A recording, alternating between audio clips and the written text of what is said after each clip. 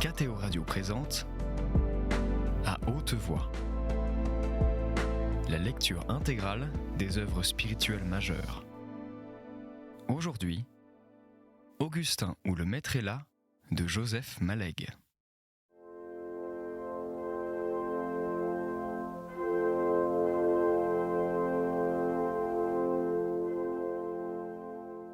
Le marchand de légumes ouvrait, à peu près vers 7 heures même, la porte au vitrage poussiéreux d'un rez-de-chaussée qui sentait la cave et le terreau.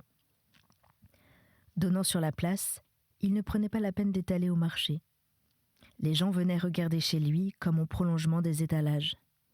Il enveloppait, dans des journaux locaux, pleins d'un baveux socialisme pour classe agricole, les légumes verts et les carottes qu'achetait Madame Méridier.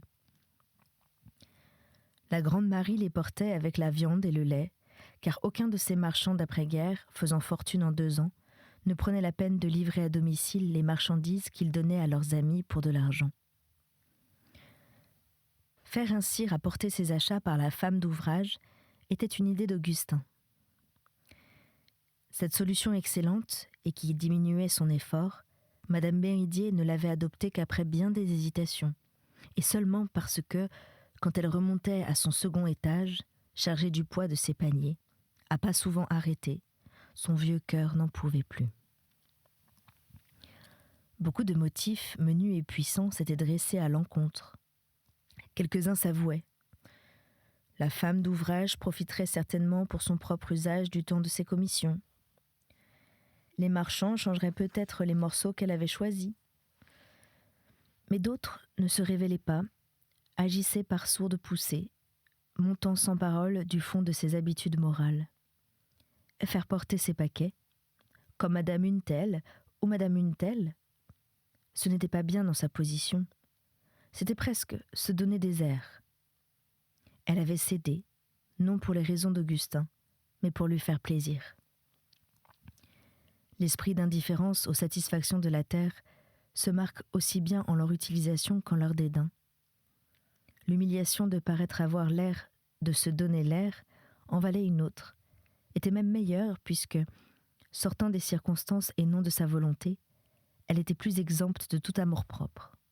Ainsi le lui disait un recueil de saint François de Sales, habillé comme un livre d'école, qui était la lecture de ses moments de loisir.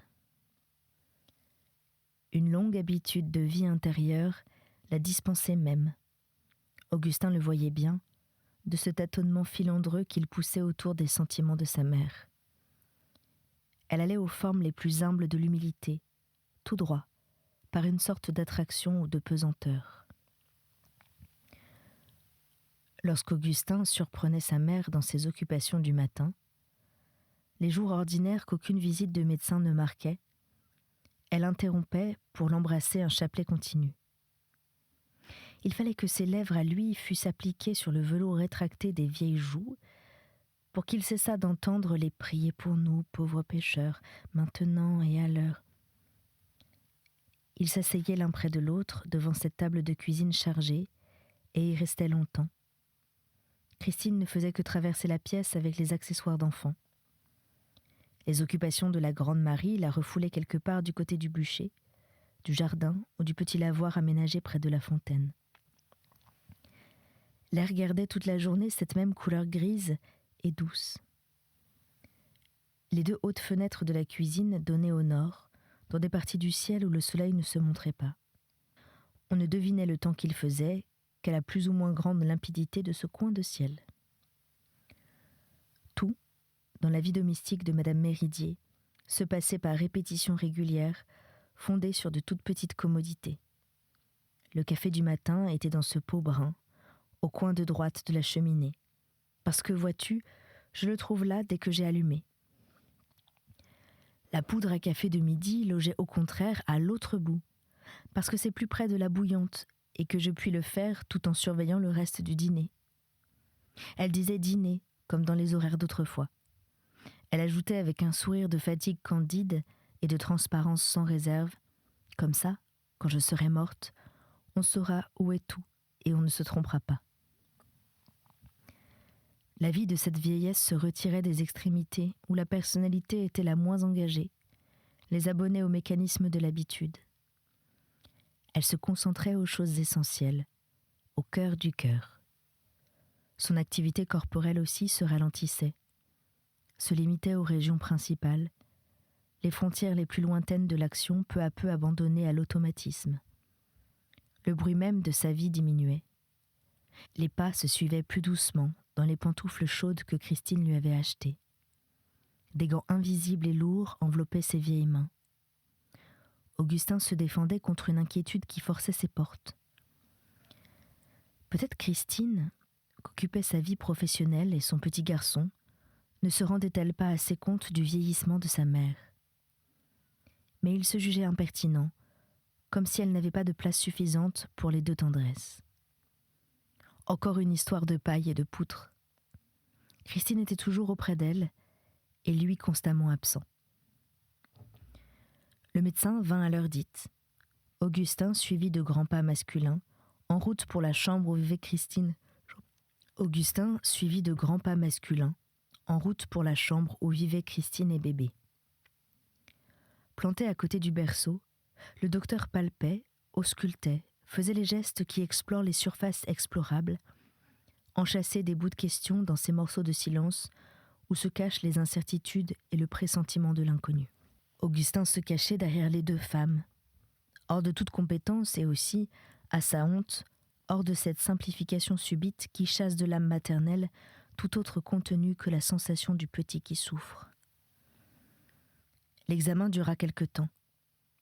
Le papier de la chambre avait des fleurettes qui faisaient suranner. Une grosse mouche à viande prit plusieurs fois son vol vers le ciel et buta chaque fois, comme une petite balle, contre l'obstacle mystérieux des vitres. L'envie de la tuer démangeait Augustin.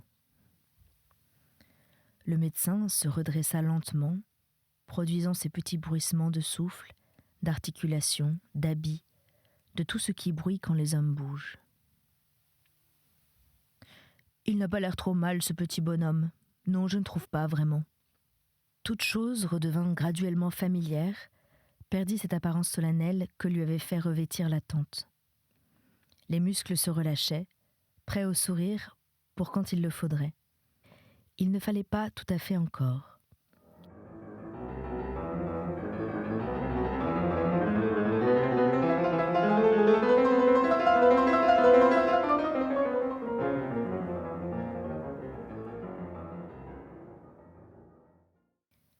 Pas de fièvre, n'est-ce pas ? 37,2 ce matin. Oui, au faible degré où je les constate, tous ces petits symptômes ont bien peu d'importance, je vous assure. Le sourire du médecin, ses hochements de tête, le pianotage de ses doigts, ajoutent même à la parole médicale un timbre qui manque aux mots, une nuance de confiance en soi, de dédain d'aussi médiocres troubles qui se prennent pour une maladie. Au total, nulle inquiétude. Augustin l'en croit sur parole. C'est la différence avec Christine. Une mère ne laisse pas ainsi partir le sujet de crainte sans les avoir sondés, vidés, secoués, brossés et retournés à fond, exorcisés de tous les possibles. Les lourds yeux noirs restent fixes, immenses, fouillants, pleins d'une interrogation inapaisée. Le docteur a-t-il bien pu jauger, comme cela en 10 minutes, tout ce qu'a craint sans le pouvoir préciser, la longue continuité maternelle ? Pour le moment, ce corps de bébé repose sans douleur dans le plus impuissant tassement.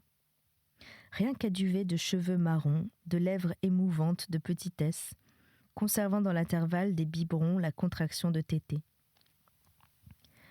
Le biberon est sur la cheminée, aux 3/4 vide, dédaigné par elle avant d'être fini. Elles ne savent pas que le moment de boire venu, quelque chose, on ne sait quoi, caché au fond de la maladie, leur déconseillera les douces tétées. Oui, le docteur le voit bien, le biberon. Il entre dans la catégorie des choses qui s'expriment par un haussement d'épaule et des souffles du nez. Et les bouillies ? Elles passent, mais il ferme la bouche après 4 ou 5 cuillerées et pleurniche ou grogne, toujours la même chose. Voyons les selles. Une fade et douceâtre selle de bébé se délivre des linges jaunes. Le médecin élargit ses narines, renifle, pour découvrir dans l'homogénéité de l'odeur de sel des vénules intermittentes, acides ou fétides, qui pourraient peut-être s'y rencontrer, Ils sont là, tous quatre, penchés sur la serviette. Augustin avec une vague fierté de devoir accompli. Il est frappé par de petites perles laiteuses prises dans les viscosités jaunes d'œufs. Ces granulations, fait-il d'un ton qui relève toute l'importance de la découverte. Il ne doit pas digérer très bien. Le médecin néglige de répondre. Où en est-il de ses dents ? Pendant que bébé crie, les grosses mains ouvrent les petites lèvres avec autant de douceur en vérité que pourraient le faire les doigts de Christine elle-même. Oui. Un beau oui cette fois, net, cette finale. Pas de ces oui traînés et mous où toutes les craintes peuvent se terrer en une voyelle qui n'en finit pas. Un oui définitif qui barre toutes les routes. On ne passe plus après un tel oui. Tout ce que je vois, madame, c'est un peu d'inappétence additionné de grognerie et d'un tout petit début d'entérite. Il est en pleine crise dentaire. Pas de crise dentaire qui n'amène ces très légers symptômes secondaires par les chaleurs que nous traversons. Il n'est pas en train, évidemment. Et persuasif, voyons un tout petit laxatif.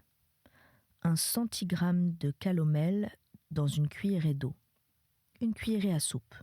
Et son biberon coupé d'eau à moitié. Ouvrant les 10 doigts en subit éventail, tout simplement. Une rudesse cordiale et on ne savait quoi de plus. Ah, c'est maman. Affaiblissons d'un degré l'éclat de ses yeux noirs. Ils en verront d'autres jusqu'à ce qu'il ait 20 ans. Une espèce de bonheur lent descend sur les traits de Christine. Il les détend et les éclaire. Juste quand elle se préparait à consentir à l'anxiété sa place accoutumée, comme votre côté s'incurve contre un coude dur, voici qu'elle est partie, enlevée soudain, laissant une place vide encore sensible. Car elle n'est pas si loin en arrière, qu'on ne voit sa pointe d'ombre projetée sur la route où passeront les jours à venir. Le nez du bébé se plissa pour un éternuement minuscule. Le médecin qui ignorait Augustin pendant l'examen ne causait maintenant qu'avec lui. Il le regardait d'un regard fixe, assez perçant. Il parlait du temps que prend la préparation des différentes carrières, en médecine, dans l'enseignement, dans le droit. Augustin lui offrit de quoi écrire, mais il tira de sa poche un bloc où étaient imprimées ses heures de consultation, son numéro de téléphone et, en évidence, son titre d'ancien interne des hôpitaux de Lyon. Ses mains étaient maigres, petites et très velues. Il dit brusquement « Ah, je me sauve !» Il salua. Ses jarrets et son bas-ventre esquissèrent un début de bond. Le malade suivant commença de remuer dans ses perspectives, mêlées d'impressions diverses provenant d'une automobile neuve. Ce malaise de bébé, quoique léger, changea quelque chose aux dispositions d'Augustin. Il empêcha qu'il pût parler à sa sœur et lui demander conseil comme s'il en avait eu l'intention, dans les circonstances nouvelles qui bouleversaient sa vie. Il eût voulu savoir d'elle ce qu'une jeune fille aux sentiments religieux très marqués pouvait supporter de dissemblance avec quelqu'un qui... Comment dire ? Poser la question était déjà fort malaisé, à cause des difficultés auxquelles se heurtait la description du quelqu'un. Mais la tâche devenait impossible, de traverser d'un trait aussi flou les inquiétudes de Christine, quelque excessives qu'elles fussent. Adoration solitaire et réflexion discriminatrice s'ensevelir ainsi l'une et l'autre dans le même silence passionné.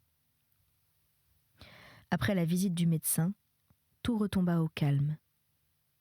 Il était 3 heures du soir, moment consacré aux travaux de couture et de raccommodage, palier entre les occupations de l'après-déjeuner et de l'avant-dîner, période douce de la journée, l'heure où Augustin travaillait le mieux. Il la passa près de 2 femmes. Christine, mal rassérénée, se levait souvent de sa chaise pour aller voir dormir l'enfant. Tout n'était que paroles basses, blancheur du linge au creux des paniers, petits bruits que font les aiguilles. Ces heures-là n'auraient pas eu de date sans le cadran de la pendule. Leur intimité rappelait des journées d'autrefois, si réelles et si tendrement reconstruites aussi, que n'étant exactement ni actuelles ni abolies, elle pouvait se suspendre indifféremment à tous les barreaux du passé. Elle n'avait pas de place fixe sur l'échelle du temps. « Augustin, dit la vieille mère, avec l'autorité naïve de jadis, donne-moi mes lunettes qui sont sur le rebord du buffet. » Elle tricotait en effet sans voir, mais ses yeux très baissés ne pouvaient coudre qu'avec d'assez fortes lunettes et dans du blond. Il les apporta, s'installa pour quelques minutes près des couturières, sur une chaise voisine des leurs, pour boire une dernière gorgée à cette coupe du recueillement et de l'effacer. Sentant déjà le frémissement léger des départs, puissamment aspiré vers une autre splendeur, il ne se rassasiait pas de ces mots humbles. Mes lunettes qui sont sur le buffet. Il lui semblait la formule chiffrée d'un sens véritable et ésotérique. Quelque chose comme « Nous sommes ta vie profonde et tes vrais bien-aimés ». Cette monotonie des choses domestiques, si semblable d'un jour à l'autre et si simple, parlait comme le verset de l'imitation. Que ne pouvez-vous voir ailleurs que vous ne voyez où vous êtes? Voici le ciel, la terre, les 4 éléments. C'est d'eux que tout est fait. Elle lui disait aussi « Nous formons à nous toutes une vie complète et enclose. Ce que tu prends pour des limites, ce sont des appuis. Menue habitude que vous disposez avec tant de calme et d'intimité, de vous souvent vint ce désir. Ne jamais sortir de votre compagnie, par changement de lieu ou de destinée, mais au contraire, continuer parmi vous un vieillissement insensible et partagé. Même cet après-midi particulier du début de septembre, avec toute l'immensité qu'Augustin comprimait dans son cœur, quelque interlocuteur paradoxal de ses dialogues intérieurs proposait des répliques qui, à d'autres moments, eussent été entendues.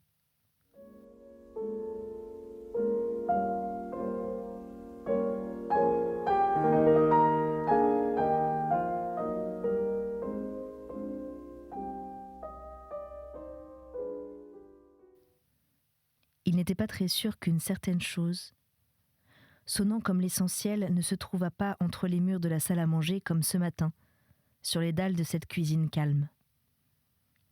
De moindre volume et d'autant de masse, peut-être équilibrait-elle sur l'autre plateau le poids et la beauté du monde.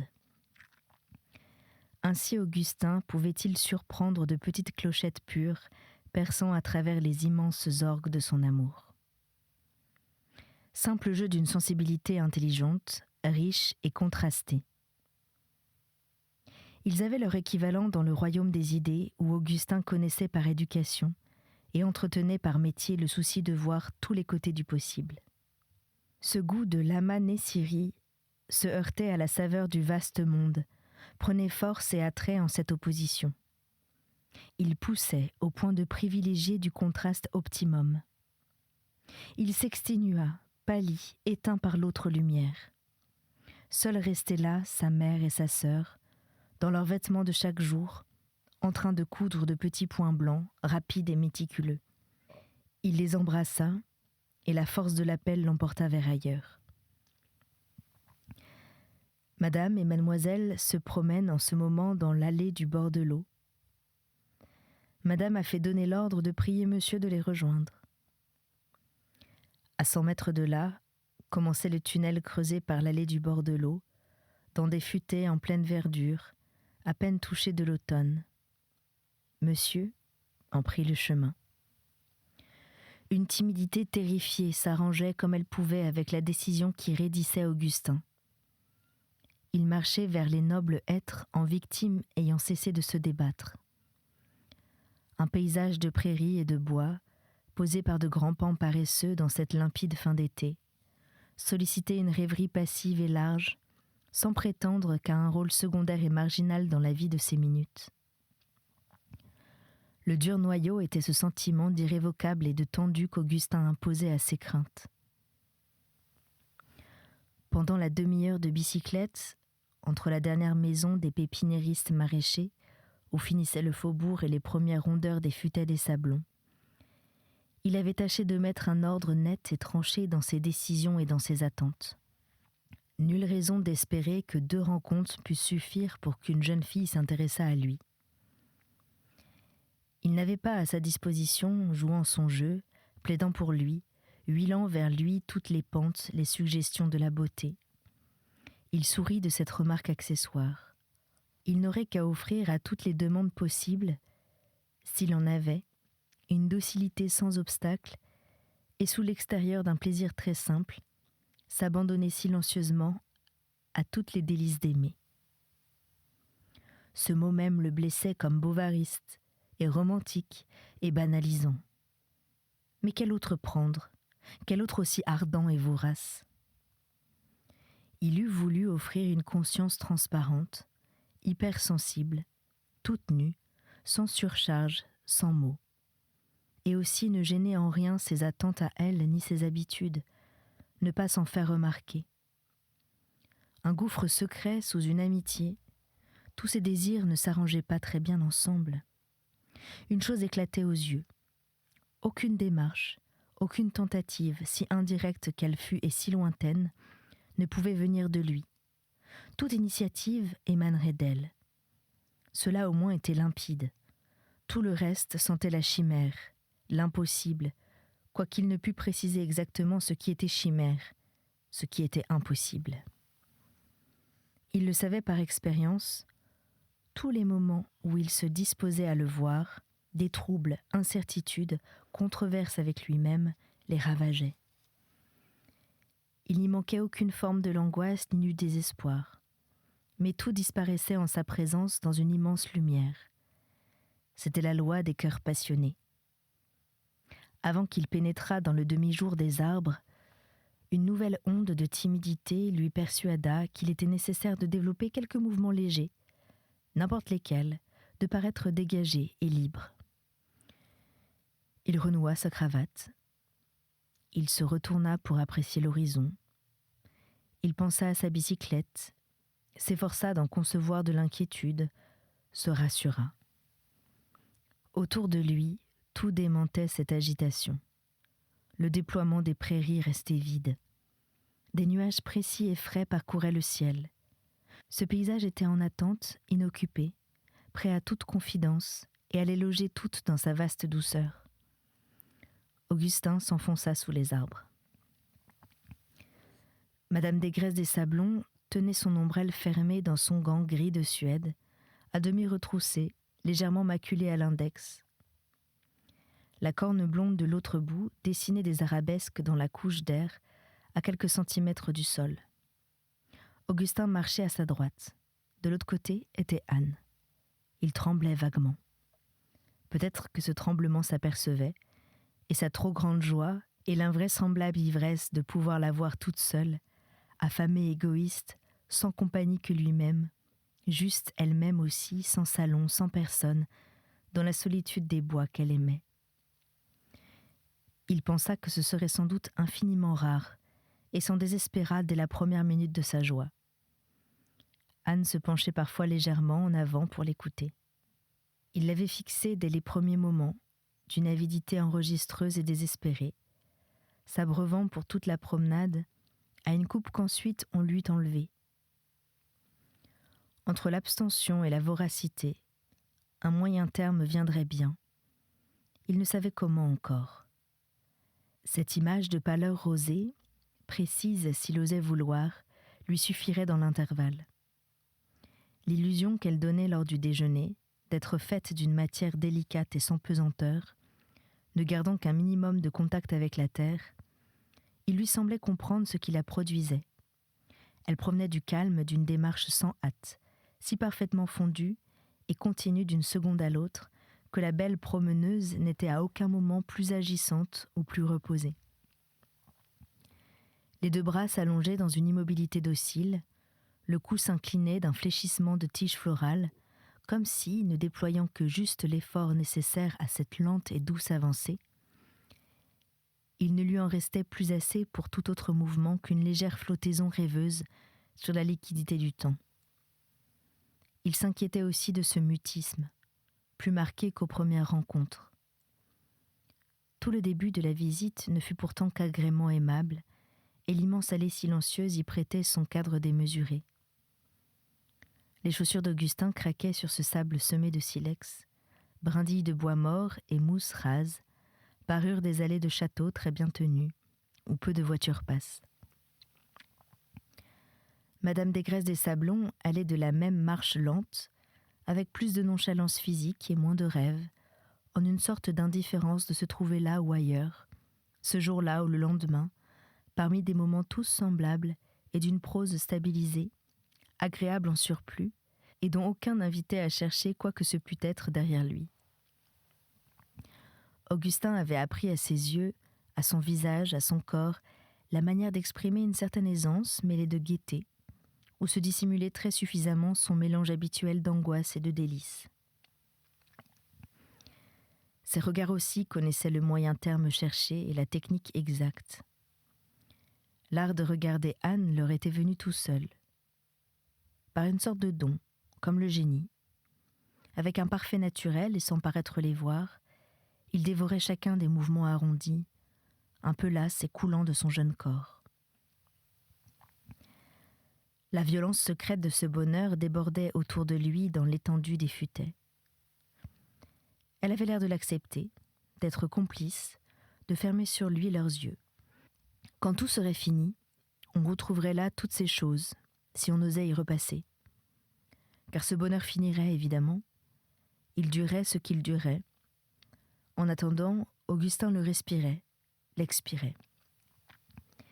Il pénétrait en lui par ses respirations de fièvre, de minces filets d'air restreints et hachurés. D'où venait cette petite souffrance qui l'accompagnait, de sa précarité, de toute l'angoisse cachée dans sa joie. C'était À haute voix, une émission de KTO Radio. Aujourd'hui, Augustin ou le maître est là de Joseph Malègue. Lecture, Anne-Céline Pellarini. Captation et réalisation, Aymeric Plouinec et Thibaut Dagalier. Une émission disponible en podcast sur ktoradio.com et sur l'application KTO Radio.